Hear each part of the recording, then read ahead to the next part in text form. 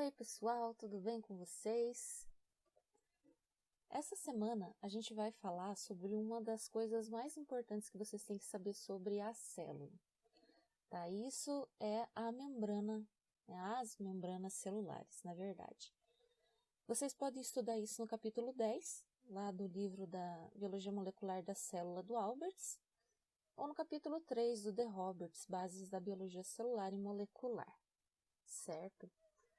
Então, se vocês lembram da nossa conversa do outro dia, eu falei para vocês que uma das diferenças mais importantes que vocês precisam lembrar entre células procariontes e eucariontes é a presença de compartimentos intracelulares nas células eucariontes.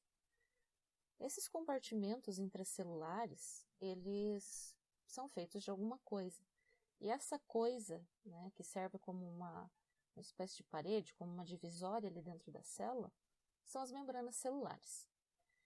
A estrutura dessas membranas internas, ela é muito parecida com a estrutura da membrana externa ali da célula, da membrana plasmática, que divide, né, separa o que é dentro e o que é fora da célula.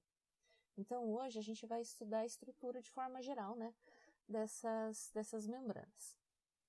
Então, as membranas celulares são responsáveis por formar tanto a membrana plasmática, que é a membrana que delimita a célula, quanto os sistemas de endomembranas, entre eles complexo de Golgi, retículo endoplasmático, lisossomos, endossomos, peroxissomos e várias outras coisas que existem por ali, certo?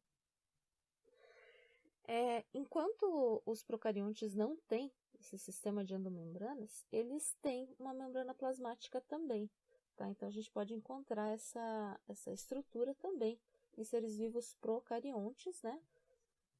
Envolvendo a célula, mas não encontramos membranas internas, endomembranas em seres procariontes. Ok?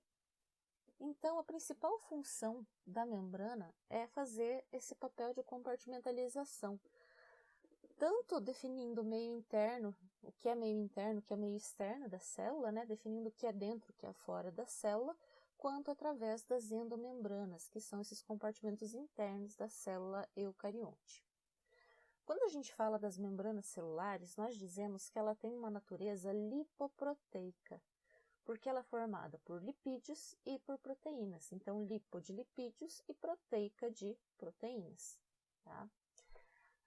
Esses lipídios e proteínas, eles não são ligados covalentemente, ou seja, não existe troca de elétrons entre esses lipídios e essas proteínas. Então, eles têm interações moleculares mais fracas que mantêm eles próximos, mas não existe nenhuma ligação covalente. Isso é importante porque, como não existe uma ligação covalente, esses lipídios e essas proteínas conseguem se movimentar de um lado para o outro aí na membrana, e nós vamos falar sobre isso daqui a pouco. Além da função de separar o meio interno e o meio externo, né, e esses compartimentos intracelulares na célula eucarionte, a membrana tem uma série de outras funções. Então, a primeira delas, e uma super importante, é que as membranas celulares, elas servem como uma barreira semipermeável. O que significa uma barreira semipermeável? Significa uma barreira onde algumas coisas podem passar e algumas coisas não podem passar. É como se vocês imaginassem a casa de vocês tem portas, né, e vocês conseguem atravessar essa porta. Agora, se eu tentar entrar com um caminhão, né, esse caminhão não consegue passar pela porta, tá? Então, a parede da casa é semipermeável porque ela permite pessoas, permite cadeiras, permite algumas coisas assim, mas não permite coisas muito grandes, né? Coisas muito grandes passem. No caso das membranas celulares, além da questão de tamanho, tem também a questão de características químicas das moléculas que vão permitir ou não que esse componente atravesse a membrana, certo? E essa passagem, ela também é bastante controlada. Então, tem uma série de coisas que a célula consegue controlar. Se essas coisas vão sair, vão entrar na célula. E uma série de funções da célula vai depender desse controle, certo? Além disso, A membrana serve como suporte físico para a ação de inúmeras enzimas. O que isso significa? Significa que a enzima ela precisa se apoiar na membrana para conseguir cumprir a sua função. A gente vai voltar nisso especificamente quando a gente estiver falando de mitocôndria, que tem um exemplo bem legal, mas é como a membrana acaba atuando como se fosse um chão, né, para essa enzima, sem o qual ela não conseguiria funcionar.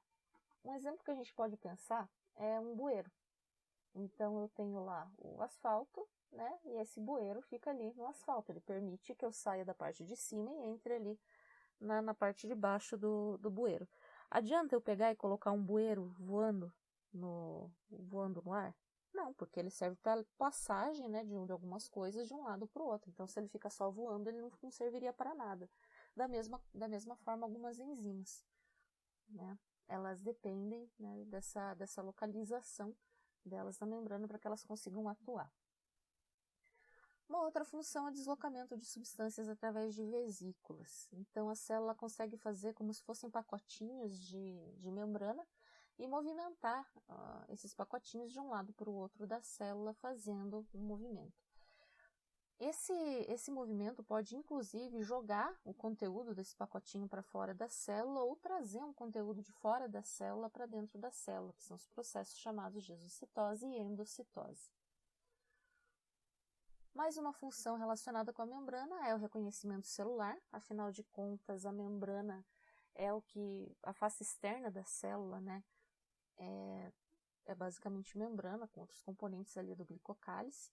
Então, da mesma forma que quando você olha para uma pessoa, você reconhece ela pelo rosto, enfim, por características físicas e não pelo formato do estômago dela, a célula é a mesma coisa. Então, ela precisa de algo ali do lado de fora da célula que ela consiga reconhecer, e essas características elas ficam junto ali da membrana plasmática. E, por fim, interação do meio externo através de receptores. Então, como a membrana é o que está nessa parte mais externa da célula, né? Lembrando que nessa membrana eu posso ter uma série de glicolipídios, de proteínas e tudo mais que colaboram com esse processo de reconhecimento e interação com o meio externo. Então, da mesma forma que se você quer ver se alguma coisa está quente ou gelado, você pode encostar a tua mão, a célula pode interagir também através de coisas que existem na sua membrana. Ela não vai interagir com o núcleo que não tem contato com o ambiente externo. A bicamada lipídica, que é a estrutura básica da membrana, ela não pode ser observada, ela não pode ser vista no microscópio de luz, somente no microscópio eletrônico. Tá? Então, ela é uma estrutura muito, muito fina. Você consegue perceber no microscópio de luz o que é uma célula, o que é dentro, o que é fora da célula, mas você não consegue ver a estrutura propriamente dita da membrana, como a gente vai estudar hoje. Isso você consegue ver mais ou menos no microscópio eletrônico. Tá? Eu vou linkar algumas imagens para vocês no Moodle para vocês terem noção de como fica essa observação. E eu falei para vocês de bicamada lipídica, né? Mas o que é essa bicamada lipídica? Então, vamos começar pelo começo. Eu falei para vocês que a membrana ela é formada por lipídios e proteínas, que ela tem natureza lipoproteica. A parte de lipídios, né, dessa membrana é o que a gente chama de bicamada lipídica. A forma que esses lipídios, né, que essas gorduras, popularmente falando, se organizam para formar essa camada. A gente chama ela de bicamada por causa da forma que esses lipídios se organizam. Então, vocês estão vendo aí uma figurinha que parece uma pessoa, não sei, tem uma bolinha e duas perninhas. Isso daí a gente chama de fosfolipídio, tá? Que é o lipídio que forma as membranas celulares. Quando a bicamada lipídica vai ser formada, eu tenho dois desses lipídios, um de cada lado, como se ele fosse espelhado. Tá? Eu já mostro uma imagem para vocês sobre isso. Então, eu fico com duas camadas de fosfolipídios, tá? Por isso, bicamada lipídica. Duas camadas, né, de lipídios. Esse fosfolipídio ele tem algumas características que são bastante interessantes, né, quimicamente falando. Uma das principais delas é o fato de que esse fosfolipídio, ele não é nem hidrofóbico e nem hidrofílico. O fosfolipídio, ele é o que a gente chama de anfifílico ou anfipático. O que isso significa? Significa que essa molécula tem uma parte que é hidrofílica e uma parte que é hidrofóbica. Então, lá na nossa aula sobre bioquímica, eu falei para vocês sobre substâncias hidrofílicas, sobre substâncias hidrofóbicas, e na primeira aula em seguida, né, já aparece uma coisa que não é nenhum dos dois. E isso é o fosfolipídio. Essa característica dele é extremamente importante porque a tendência é que a membrana se organize de tal forma a esconder, entre aspas, a parte hidrofóbica do fosfolipídio da água. Então, tem uma parte desse fosfolipídio que vai ficar em contato com a água e outra que vai ficar escondida. E isso fica bem visível na forma que a bicamada lipídica se organiza. Então, se vocês observarem, a parte hidrofóbica do fosfolipídio, né, que são as caudas dele, né, essa parte em cinza, ela vai ficar voltada, né, para o centro da membrana, e a parte hidrofílica vai ficar nos dois exteriores, tá? Então, dessa forma, o que tem contato com a água é a parte hidrofílica da molécula. Se eu pego um monte de fosfolipídios e jogo esses fosfolipídios na água, a tendência é que eles se organizem sozinhos dessa forma, por questões de afinidade química, certo? Aqui tem para vocês a estrutura química, né, dessa molécula. Então, ali a região polar, vocês podem ver que tem um radical e um grupo fosfato, e a cauda polar a gente tem 1 tonelada de carbonos.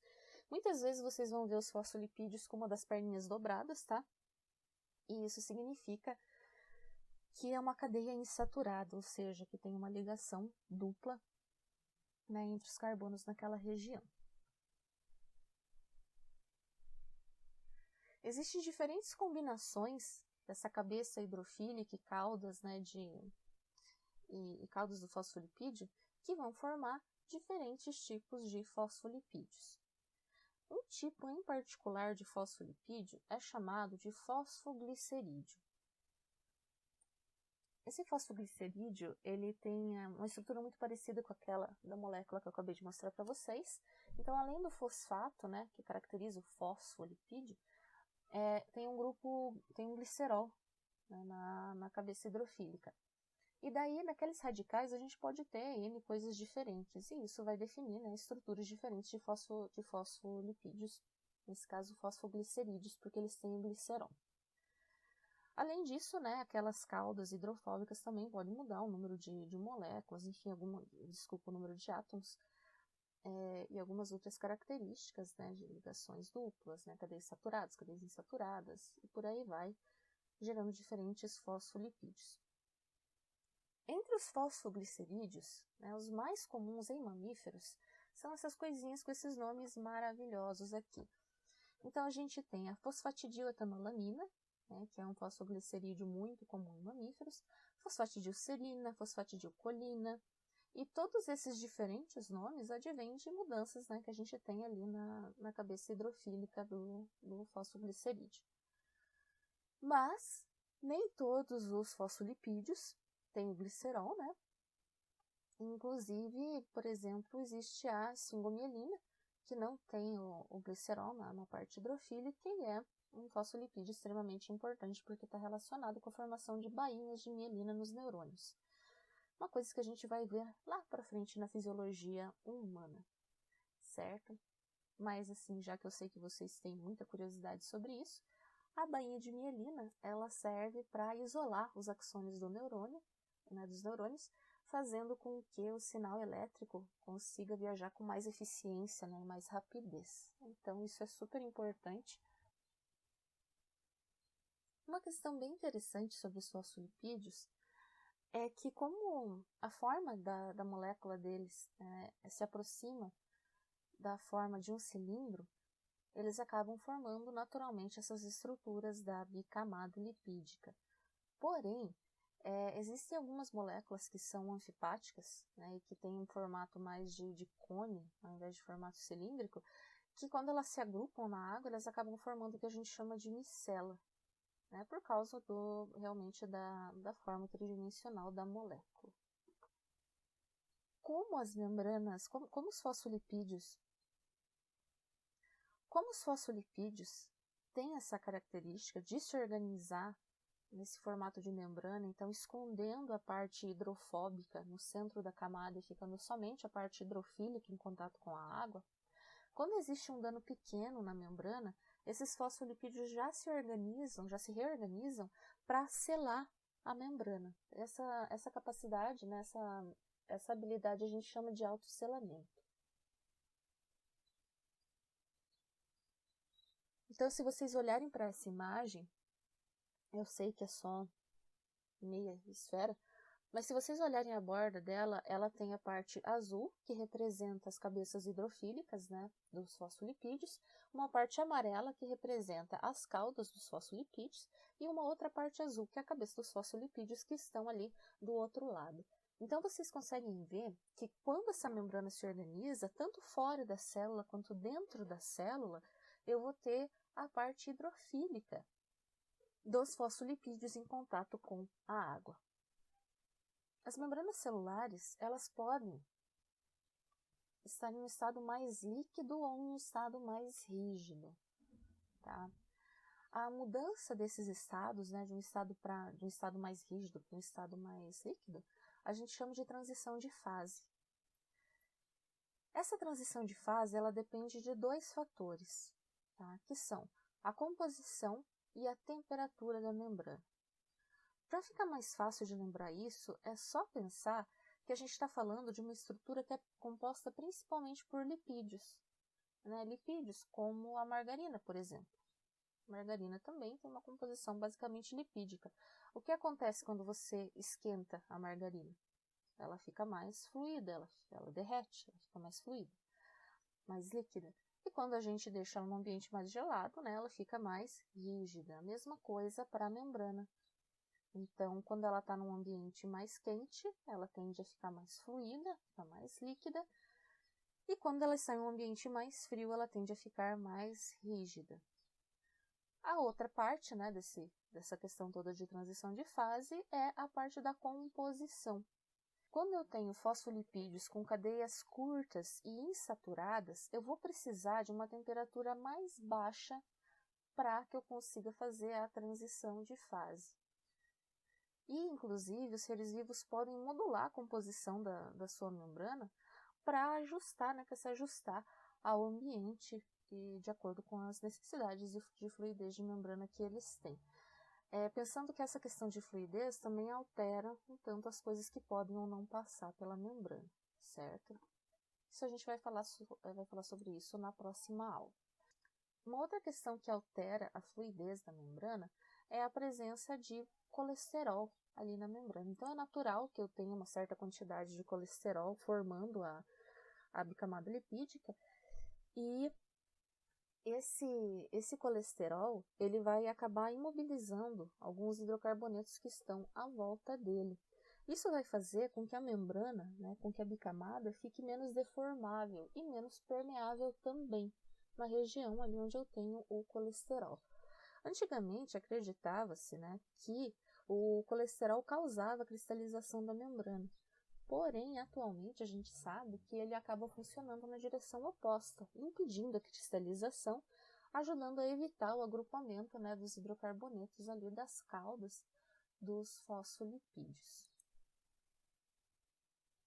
Esses fosfolipídios, né, aproveitando, eles não são necessariamente os mesmos nos dois lados da membrana. Então, eu posso ter diferentes fosfolipídios, fosfoglicerídeos, né, diferentes combinações lá de cabeça hidrofílica e caudas hidrofóbicas, e eu posso ter vários tipos de fosfolipídios, né? Em um dos lados da membrana eu posso ter vários tipos diferentes de um lado e de outro, isso é normal, e a essa característica a gente chama de assimetria. Então, nós dizemos que a bicamada lipídica ela é assimétrica.